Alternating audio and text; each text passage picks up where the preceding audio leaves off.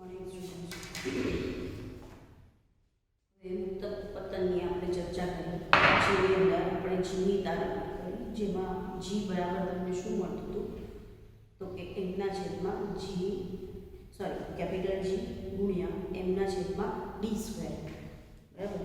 હવે આ જીનું મૂલ્ય છે એ હંમેશા અચળ રહે છે, જેની કિંમત 9.8 ગુણ્યા 10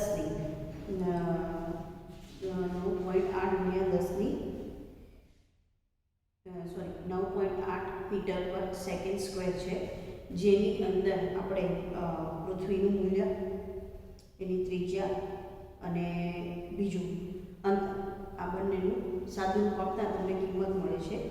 પેજ નંબર 135, 6.7 ગુણ્યા 10⁻11 ગુણ્યા 6.0 ગુણ્યા 10⁻24 ના છેદમાં એમનું અંતરનો વર્ગ છે.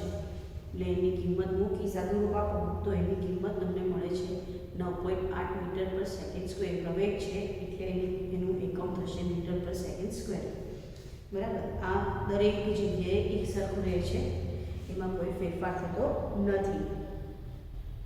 હવે આ જે વાત કરી એ આપણે ગુરુત્વ પ્રવેગની વાત કરી, જે મુક્ત પતન થતું હોય છે પદાર્થનું, એ ગુરુત્વાકર્ષણ બળના લીધે ઉત્પન્ન થતા પ્રવેગની વાત કરી. તો આ જે ગુરુત્વ પ્રવેગનું મૂલ્ય છે એ દરેક પદાર્થ માટે સરખું હોય. પ્રવેગનું મૂલ્ય જે અચળ રહે છે એ વાત તો આપણે સ્વીકારી, પણ આ પદાર્થને કેવી રીતે આપણે સંલગ્ન કરવા એવો પ્રશ્ન થાય. તો એના માટે બે એવી ભૌતિક રાશિ છે, એક છે દ્રવ્યમાન અને એક છે વજન. દ્રવ્યમાન એટલે દળ, એટલે કે માસ, જે દરેક જગ્યાએ સરખું જ હોય, એમાં કોઈ પણ જાતનો ફેરફાર આવે નહીં. દ્રવ્યમાનની ચર્ચા કરો, દળની વાત કરો તો તમે પૃથ્વીના કોઈ પણ છેડા પર ઉભા રહ્યો તો કોઈ પણ ફૂડ ઉપર જઈને જાઓ તો તમારું જે દળ છે, જે દ્રવ્યમાન છે એ સમાન રહે. પણ વજન છે એમાં શું તફાવત છે તો કે વજન છે એ આધાર રાખે છે ગુરુત્વાકર્ષણ બળ પર. એનું ઉદાહરણ આપીએ તો ચંદ્ર અને પૃથ્વીની સરખામણીમાં વજનમાં ઘણો તફાવત છે. ઉદાહરણ તરીકે કોઈ મોટો પથ્થર લ્યો, એને તમે પૃથ્વી ઉપર એનું વજન કરો અને એનું મોઢું કરો, આ સિવાય ચંદ્ર ઉપર લઈ જઈ અને એનું વજનની નોંધણી કરો તો બંનેનો ફેરફાર આવે. ત્યાં બંને દ્રવ્યમાન ત્યાં સરખું હશે, બંનેમાં દ્રવ્યમાન સરખું હશે, દળ સરખું હશે, પણ એના વજનમાં તમને ફેરફાર જોવા મળશે. તો કે એનું કારણ છે, એની પાછળનું વિજ્ઞાન છે જે આપણે જોઈએ, પણ એનું જે મૂલ્ય છે એ પૃથ્વીના વજન કરતાં છઠ્ઠા ભાગનું મળે. એટલે કે પૃથ્વીનું વજન હોય એને ભાગ્યા 6 કરવાનું. ધારો કે પથ્થરનું વજન છે 10, અહીંયા 10 kg છે, તો ચંદ્ર ઉપર જઈને એને ભાગ્યા 6 કરો તો જે પણ તમને મૂલ્ય મળે એ વજન ત્યાં તમને 1.5 ઉપર થોડું તમને મળે, તો એ તમને ક્યાં મળે? ચંદ્ર ઉપર. એટલે કહેવાનો અર્થ એ છે કે ત્યાં આગળ વજનની વ્યાખ્યા છે એ બદલાઈ જાય છે. એ દરેક જગ્યાએ સરખું હોતું નથી. જ્યારે દ્રવ્યમાન છે એ દરેક જગ્યાએ તમને સરખું જોવા મળે છે. દ્રવ્યમાનને આપણે એમ વડે દર્શાવીએ છીએ, સ્મોલ એમ કે કેપિટલ એમ, અને વજન એટલે કે વેઇટને આપણે ડબલ્યુ વડે દર્શાવીએ છીએ. એટલે ડબલ્યુ બરાબર એમ છે, જ્યાં એ દળ જ છે, એક પ્રકારનું બળ છે. દ્રવ્યમાન એ પણ એક પ્રકારનું બળ છે અને વજન એ પણ એક પ્રકારનું બળ છે. તો આપણે જે F બરાબર mg તારવવું હતું એની જગ્યાએ આપણે શું લખીએ? W બરાબર mg. શું થશે? W બરાબર mg. તો અહીંયા આગળ ગુરુત્વાકર્ષણ બળનો સાર્વત્રિક નિયમ ચંદ્ર ઉપર W બરાબર Gm1m2/rm². તો આ રીતે તમે ચંદ્ર ઉપરનું તારવણી કરી શકો. ફરી વાર જોઈએ, W બરાબર કેપિટલ G m1m2/r². આ પૂરી વાર્તા કરી આપણે ચંદ્ર પર. આ પૂરી વાર્તા કરી તો કે ચંદ્ર પર. બરાબર. તો આનું મૂલ્ય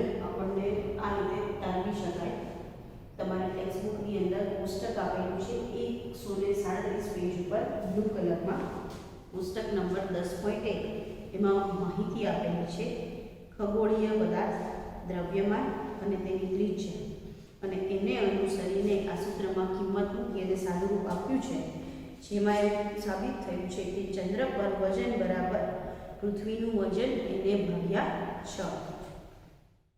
બરાબર છે. તો આ નિયમને આગળ લઈને આગળ વધીએ છીએ ધક્કો અને દબાણ. હવે ધક્કો અને દબાણ વચ્ચે શું તફાવત છે?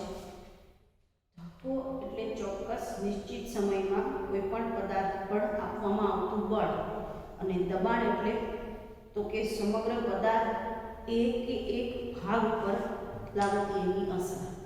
આ બંને વચ્ચેનો જે તફાવત છે એ ધક્કો અને દબાણ.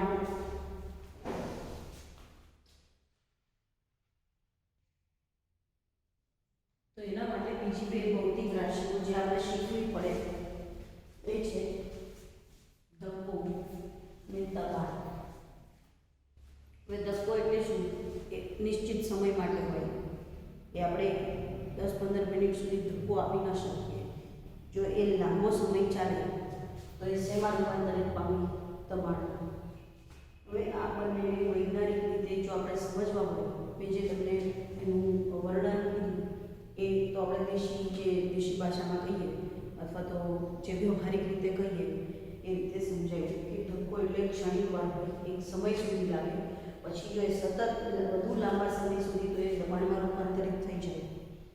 એનું એક તમને સાદું ઉદાહરણ આપીએ તો બંને વચ્ચેનો તફાવત શું છે? હવે તમને પાણી ભરેલી ડોલ છે, એમાં એક બિંદુ સુધી તમે પથ્થર લો, એ પથ્થરને તમે ધક્કો મારીને અંદર છેક સુધી દબાડો છો. આ સિવાય કોઈ પ્લાસ્ટિકનું પદાર્થ લો જે મૂકવાનું નથી, એ ઉપરની સપાટીએ તરતું રહેવાનું છે, એને તમે ધક્કો મારીને તળિયે પહોંચાડો છો, નહીંતર જ બહાર આવી જશે. આ પરિસ્થિતિમાં ધક્કો અને દબાણ બંને કેવી રીતે એકબીજાની સાથે કામ કરે છે એ જોઈએ. તો કે ધક્કાનો વૈજ્ઞાનિક રીતે વ્યાખ્યા કહેવાય તો શું? તો કોઈ સપાટીને લંબ રૂપે આપવામાં આવતું બળ. આખી સપાટીને આપવાનું નથી. બળ કેવી રીતે આપવાનું છે? સપાટીને લંબ રૂપે એટલે કે 90 ડિગ્રી. સમગ્ર સપાટીને આપવાનું નથી. કોઈ પણ સપાટીને લંબ રૂપે આપાતું બળ એને આપણે ધક્કો કહીશું.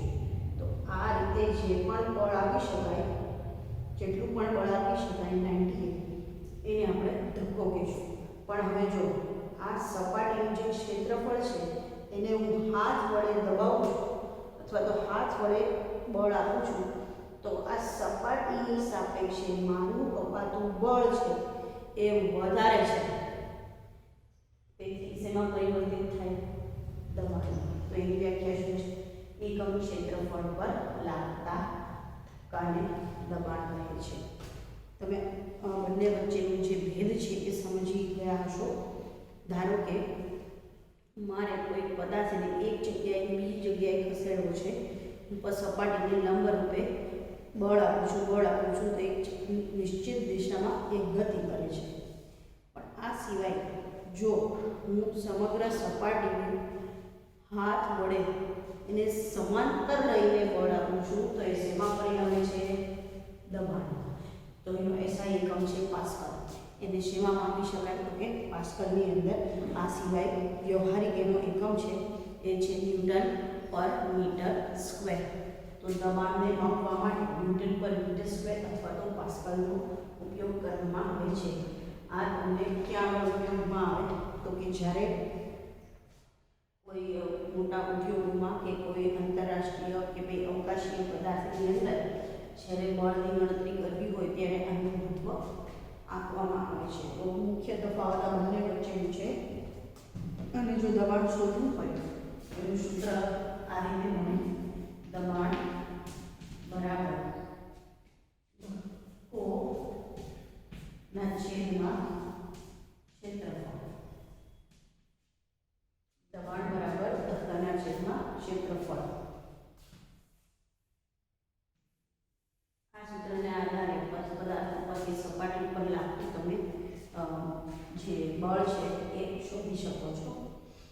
આ વ્યાખ્યા છે એ 1 માર્કમાં પૂછાય છે, સૂત્ર પણ 1 માર્કમાં પૂછાય છે, તો લખીને તૈયાર કરજો. હવે અહીંયા આગળ તમારા ટેક્સ્ટબુકમાં પેજ નંબર 139 ઉપર આ સૂત્રને અનુલક્ષીને પ્રશ્ન પૂછ્યો છે, જેમાં લાકડાનો એક બ્લોક ટેબલ પર રાખેલ છે. બ્લોકનું દળ 5 kg છે. તેના પરિમાણ એટલે એના ડાયમેન્શન, કારણ કે 3 ડાયમેન્શનમાં હશે. સપાટીને ઉપર રાખેલો છે, એમાં લંબાઈ, પહોળાઈ અને ઊંચાઈ દરેક વસ્તુમાં આપેલી છે. તો તેના પરિમાણ 40 centimetre by 20 centimetre by 10 centimetre છે. જ્યારે એનું મૂલ્ય એટલે કે એ 20/10 તથા બી 40/20 ક્ષેત્રફળ ધરાવતી સપાટીના સંપર્કમાં આવે ત્યારે બ્લોક દ્વારા ટેબલની સપાટી પર લાગતા દબાણની ગણતરી કરો. તો હવે અહીંયા આગળ F બરાબર mg, કારણ કે દબાણ છે એક પ્રકારનું બળ છે, બરાબર. તો F બરાબર mg વાળું સૂત્ર લેશું. m તમને આપેલો છે એટલે કે 5 kg, અને બીજું તમને શું આપવાનું છે તો કે g નું મૂલ્ય, જે આપણને ખ્યાલ છે કે 9.8 મીટર પર સેકન્ડ સ્ક્વેર દર્શાવું છું. એનું સાદુરૂપ આપો તો તમને મળશે F બરાબર 49, બરાબર. એની તારવણી હવે હું કરતી નથી, કારણ કે તમને ટેક્સ્ટબુકમાં આપેલું છે. અને આ સૂત્રને આધીન તમારે દબાણ શોધી શકાય. તો દબાણ બરાબર જે પણ કિંમત મળી એને ભાગ્યા ક્ષેત્રફળ. હવે ક્ષેત્રફળ પ્રશ્નની અંદર આપ્યું છે, એ કયું ક્ષેત્રફળ લેશું તો એના આધારે તમે દબાણ શોધી શકો છો. આવી જ રીતે બીજો પણ તમારા સ્વાધ્યાયની અંદર પણ આ પ્રકારનો પ્રશ્ન આપેલો છે, જે તમે આ નિયમના આધારે સોલ્વ કરી શકો છો. હવે તરલમાં દબાણ, પ્રેશર ઇન ફ્લુઇડ્સ. હવે તરલ એટલે જે કે તરતું પદાર્થ છે, અથવા તો નથી ઘન સ્વરૂપે કે નથી પ્રવાહી સ્વરૂપે, બરાબર. અર્ધઘન અથવા તો અર્ધ પ્રવાહી કહી શકાય. જે પદાર્થ નથી ઘન સ્વરૂપે, નથી પ્રવાહી સ્વરૂપે, જેલી જેવી રચના. જેલી તમને ખ્યાલ છે ને, એ તમે દબાવો તો આકાર બદલાઈ શકાય, તમે એને મસળો તો એ મસળી જાય. તો એ નથી પ્રવાહી અને નથી ઘન, માટે એને આપણે શું કહેશું? ફ્લુઇડ, બરાબર. તો હવે એની અંદર દબાણ એટલે શું? તો કે સૌથી પહેલા ફ્લુઇડ એટલે તમને એ ખ્યાલ હોવો જોઈએ કે જેની લાક્ષણિકતા વહેવાની પણ હોઈ શકે અને પોતાનો આકાર જાળવી રાખવાની પણ હોઈ શકે. કારણ કે ઘન અને પ્રવાહી બંનેના થોડા થોડા ગુણધર્મો ધરાવે છે, માટે આ ગુણધર્મોને અનુલક્ષીને એની અંદર એની લાક્ષણિકતા તમને જોવા મળશે, બરાબર. તો એ જોઈએ કે એ શું કહેવા માંગે છે કે તરલ પદાર્થની અંદર જ્યારે આવી રચના હોય,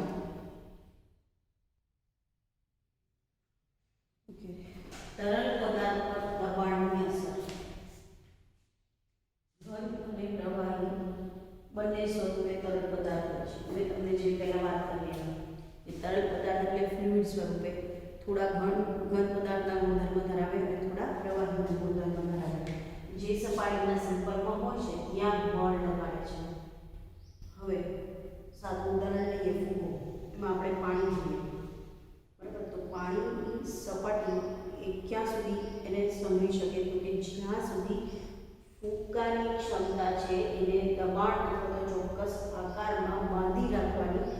જ્યારે પાણી દ્વારા સમગ્ર સપાટી પર એક સરખું વધારે પ્રમાણમાં દબાણ લાગે તો એ ફૂગો ફૂટી જાય. ક્યાં સુધી? ફરી વાર કહું કે ફુગ્ગાની અંદર આપણે પાણી ભરવું છે એટલે ચોક્કસ સમય સુધી આપણે ભરીએ છીએ.